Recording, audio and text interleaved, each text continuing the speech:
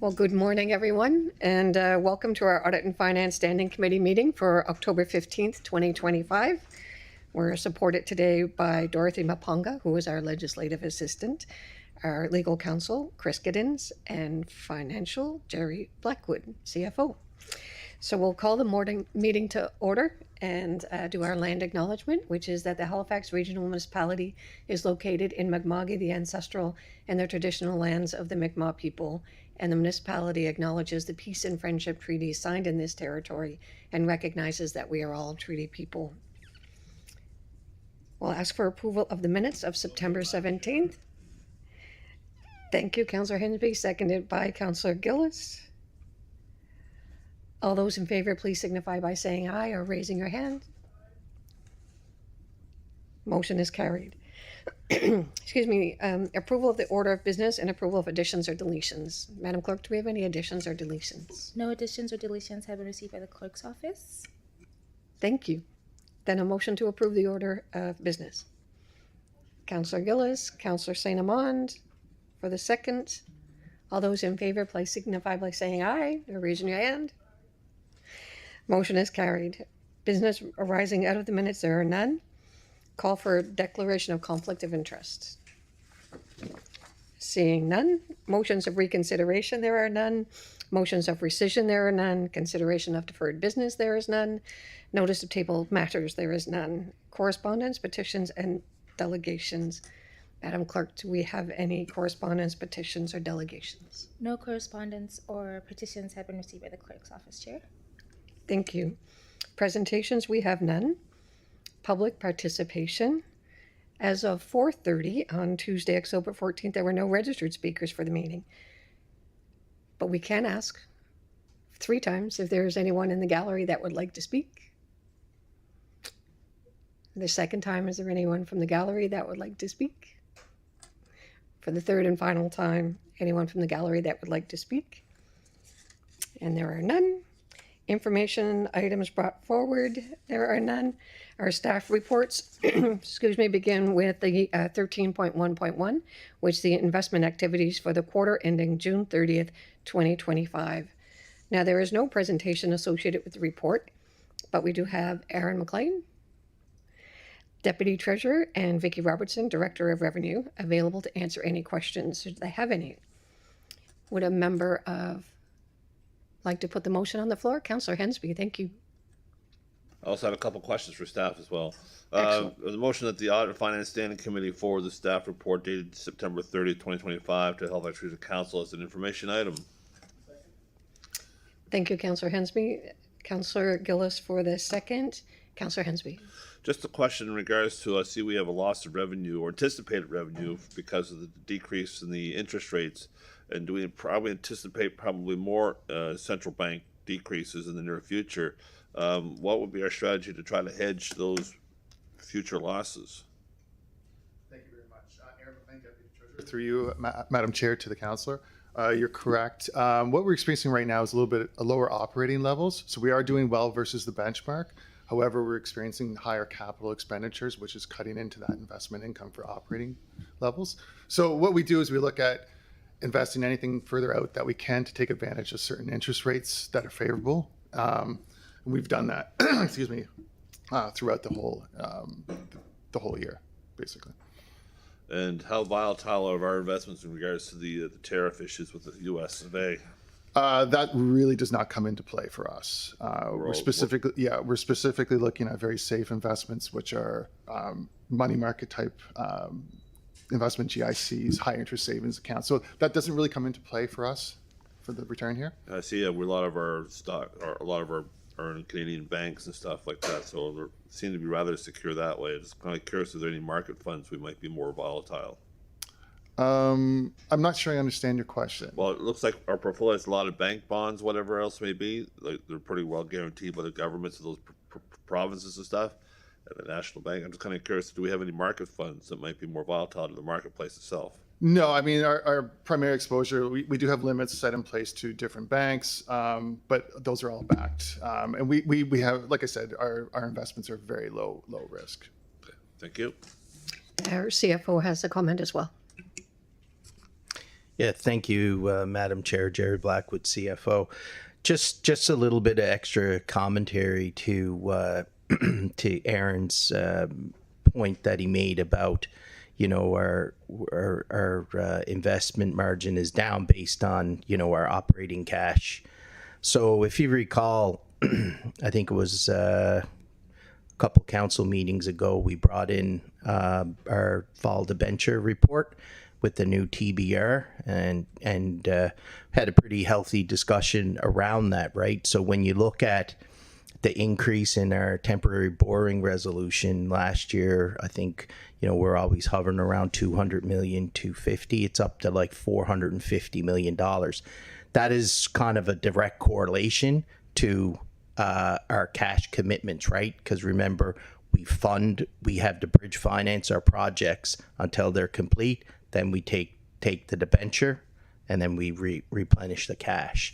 So, as our capital plan has, we've been increasing those envelopes. We're starting to see a real uptick in terms of delivery. So that is a pressure on operating cash, which will impact investment income. Thank you. I see no other questions. What is the wish of the committee? Call for the question. All those in favor, please signify by saying aye, raising your hand. Opposed, nay. The motion is carried. Thank you very much. Thank you, Aaron.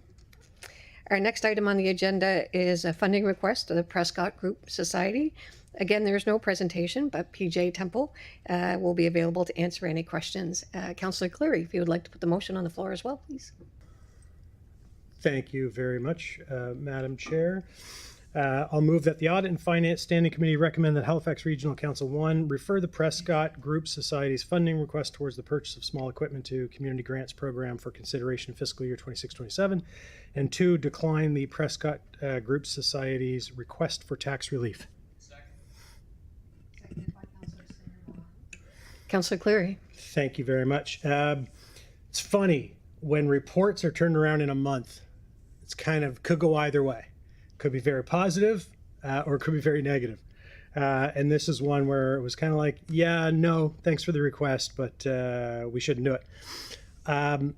It's interesting because we had a discussion just a number of weeks ago around property taxes and groups that do not own their property but rent or lease their property. And so, as I won't be repetitive, but as I mentioned at the meeting where Prescott presented to our committee, this is one of those areas where I'm very passionate about the fact that our nonprofits, especially some of the larger ones that do lease premises, are at a significant disadvantage to those that own. And so what I would like to do is advise my colleagues to vote down the part 2 of the motion on the floor. And then I would move the alternative that we direct the Chief Administrative Officer to consider a funding request in the 26-27 business planning and budget process, so that we would not make a rash decision or a rash recommendation to council, but to include this in our budget discussions and see where we are fiscally at that point. And if it makes sense to add this in, I think that would be appropriate. And I'm not sure if PJ or Jerry has any comment around, because I know it's going to take some time, so it's clearly not going to be in this budget. But we wouldn't. This is a group that I think does a lot of good, and there's a lot of overlap with the city in terms of what we want to achieve, even though it is not directly kind of related to our mandate. But anyway, that would be my request and my advice to my colleagues. I don't see staff champing at the bit. Any other figures? Councillor Hensby? Sorry. My apologies. I'll just weigh in on that. Yeah. So we did bring this report back around quickly, just because we are going into budget deliberations, which will be here on November 19th. So just to kind of get a sense of where we are on this, but if the alternative is to bring this back in the budget, we'll bring that back through the budget process for consideration. Councillor Hensby. Madam Chair, I'm just trying to recall what was our last debate on tax relief for not-for-profit and lease facilities. I'm trying to recall where we stood at that particular issue. Councillor Hensby, is that the motion that Councillor Austin brought forward? I believe so, yes. Yes. PJ, would you have a comment to give us an update on where that is? Where we landed with that one? Thank you. Welcome, PJ. Thank you, Madam Chair. Through you to Councillor, well, all of the committee. So that was a motion on September 9th, 2025, moved by Councillor Austin, seconded by Councillor Hinch. Halifax Regional Council direct the CAO to develop a conceptual framework, eligibility criteria and funding formula for a new grant program, including an analysis of the means to fund such a program without increasing the general tax rate through, for example, rationalization of existing municipal programs and practices. So that's where we left the debate around, I think one council referred to it as the inequity. I certainly think of fairness. There are some groups in the current tax relief program who are not property owners, but those are government leases. And so that's where the discrepancy comes. I think we also raised the point too about should a tenant, an occupancy of a building they don't own, receive the same level of tax relief as a property owner who would incur greater risk, exposure and costs. So that's where we left it. I think there was general agreement that's going to take a while. It could take a lot of money. It isn't something that we could run through the conventional tax program, the computerized program. We'd have to do it as a separate program. There are administrative resources attached to that, not only for finance, but also legal services, clerk's office, grants committee, and so forth. So it's not a small endeavor. And that's the reason for this recommendation, is that we have had others apply and be declined. We've removed 4 or 5 properties from the program that were commercially or privately owned. So it's really about trying to be consistent in how we treat all these groups, small or large. So on that, with the magnitude of the issue, we don't anticipate a report back in time for the 26-27 budget process? Well, I think certainly we could try. We could try at least at a conceptual level. I think I described it as phasing it like we did with the tax relief program redesign. This is large, so taking it in smaller steps so that we have a sort of a check-in along the way, as opposed to ta-da, and everybody goes no. So if we do it in smaller conceptual steps, we could get progressively better targeted and clearer. I found the discussion with council very helpful. There were lots of different points raised. But I think if we were to jump too quickly, we could find ourselves facing millions of dollars in additional costs. And then where do we find the savings to offset that cost? So it's not a small venture, but I mean, I think certainly we could make a run for conceptual, bringing forward some of the issues, revisiting the original motion, and sort of start from there. But I would be surprised that we were able to put forward a robust administrative order in time for the budget, but I mean, we could certainly make it a priority and get going. Yes, I would hope that with this particular issue, I would kind of hope that we may look at having a partial relief program and also asking the commercial or the private sector to be also generous in their rent charges in regards to, if we're going to give them partial break on taxes, they should give them a partial break on the rent amount, so therefore kind of balance the two off in regard, because I hate to see them, if we're going to give full relief, they'll just jack the rates up anyway and just take a benefit of that per diem or that amount of money. So I'm hoping that there could be a collaboration between the private sector and the municipality that if we get partial tax relief, are you going to give a partial rent relief? That's what I'm kind of hoping to see. Thank you. Thank you, Councillor Hensby. Councillor St. Amand.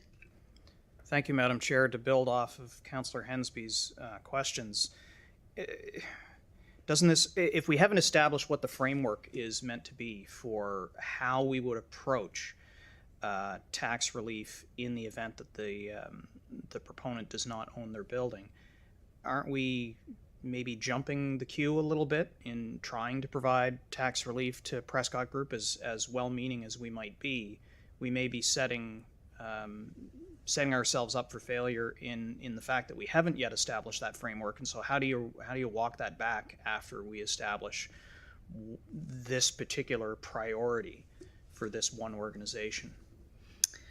Through you, Madam Chair, I think that's the point we were trying to make in this report. We have had social service groups, I won't name them, have applied to the program. They were in commercial leases and they were declined. We've had inquiries that we've said this is under review, but presently we don't accept this. And having removed 5 properties that were commercially owned, it would beg the question why this group and not everybody else. So I think that's why I flagged it as a reputational risk to the municipality.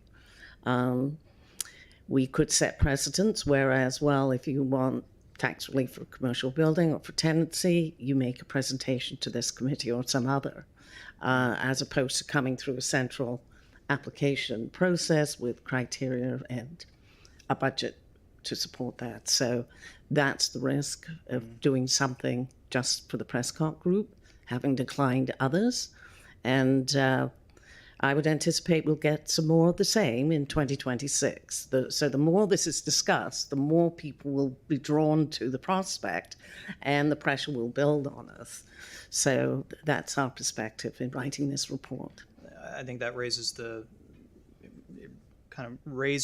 need for that framework to be established and for it to go through multiple stages of review before we solidify exactly how we will wind up handling that sort of tax relief for organizations. And in our rush to be providing fairness to Prescott Group, we may inadvertently wind up being unfair to some other organizations that have been blocked from using the program themselves. Agreed. I think that without some clear path and priority of where we're going and how we might get there, whether that's in stages or not, I think we may be perceived as giving preferential consideration to one party as opposed to others. And I think it's going to be challenging going forward to restrict this just to social services. We have inquiries from professional arts groups, we'll have inquiries from sports groups, and some of these are occupancy of very large malls. So even trying to determine a formula for which bit of the tax may be eligible for some form of grant or a partial rebate is not going to be an easy task, for sure. And I think if we go too quickly, we could find ourselves on a road to a multi-million-dollar program. So, right. Caution, I guess. Okay, thank you. Thank you, Councillor St. Amand. Councillor Gillis. Thank you, Madam Chair. Thank you, PJ. Just one question. I don't see it here in the report. Is there a dollar amount that they're looking for, the Prescott Group? I don't see a specific dollar amount here. Through you, Madam Chair, no. I just went from the presentation because it's not a formal application, Right. in which case we'd have a certain stat of we need this documentation to support X, whatever X is. So no, I mean, I can say we've got $6,000 left in the Community Museums grant program at this point in the year.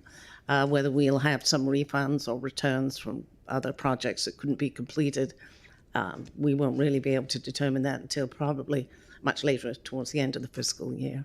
Okay, excellent. Thank you. Thank you, Madam Chair. Thank you. Councillor Cleary. Thank you, Madam Chair.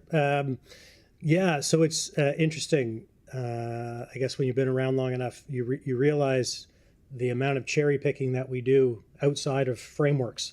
We give a lot of organizations tax relief, whether they're building affordable housing, for example. We give tax relief equivalent now to the Halifax water bills, etc. And so,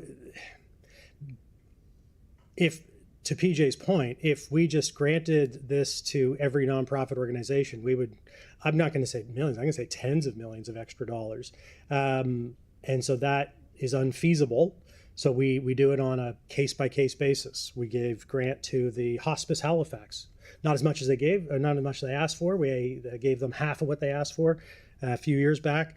We gave the Y $1 million. We gave Discovery Center and the new aquarium grants just recently in the last budget. And so this is one of those things where groups come to us, we discuss that group and we discuss the need, and then we do it. So yes, this would be unfair potentially, but it's unfair not to, because their peers are getting tax relief already because they own their property. And so the fairness or unfairness is already built in. It's just a matter of a group came to us and asked us for help. And so now we're discussing whether or not we help them. I would love to see a framework and a costing in front of us for the budget. I don't see it happening, not this year. And so do we just say to this group, well, no, we're not ready for you yet, so you're going to wait a year or two. Is that fair? I don't believe it is, considering who the group is and what they do in the city. So anyway, I'm just putting the pitch out there that yes, there are lots of questions and lots of unfairnesses and lots of fairnesses. And this is just one that's in front of us that we decide to say, well, we agree that it's unfair and we'll help you, or we agree that it's unfair, but we're going to make it unfair for you for a little while longer. So thank you, Madam Chair. Thank you, Councillor Cleary. There's no other names. Committee indulge me making a comment from the chair. Thank you. So PJ and I, many years ago, I ran a nonprofit and we were a tenant, and I remember writing and asking for tax relief and being told, no, that can't happen. So we just went and built our own building. And then we became owners, and then we were in the tax program, which was great. So I do understand the position that we're in. I guess what I am a little bit also concerned about is that we do have a report that's pending that will give us a framework, and hopefully it will come to a place where maybe not this year, but maybe next year we'll have something in place in terms for nonprofits who are tenants. It is very challenging. We also need to look at that there are other larger orders of government that are funding organizations like Prescott. I would know that because I ran a sister agency of similar size and budget. So, it's always the nonprofits that we have to go. Nonprofits have to come and ask every order of government for funding all the time. So I applaud that the ask came. I would have done the same. But at this point, I see this as something that needs to wait for the framework, to be honest. So that's where I would sit with this. But there are no further questions. The request is to split the motion. So we would vote first. Dorothy will vote first on the number one, which is refer the Prescott Group Society's funding request towards the purchase of small equipment to the Community Grants Program for consideration in the fiscal year 26-27. So all those in favor, please signify by saying aye or raising your hand. Nay, a motion is approved. The second part, decline the Prescott Group Society request for tax relief. All those in favor, please signify by saying aye or raising your hand.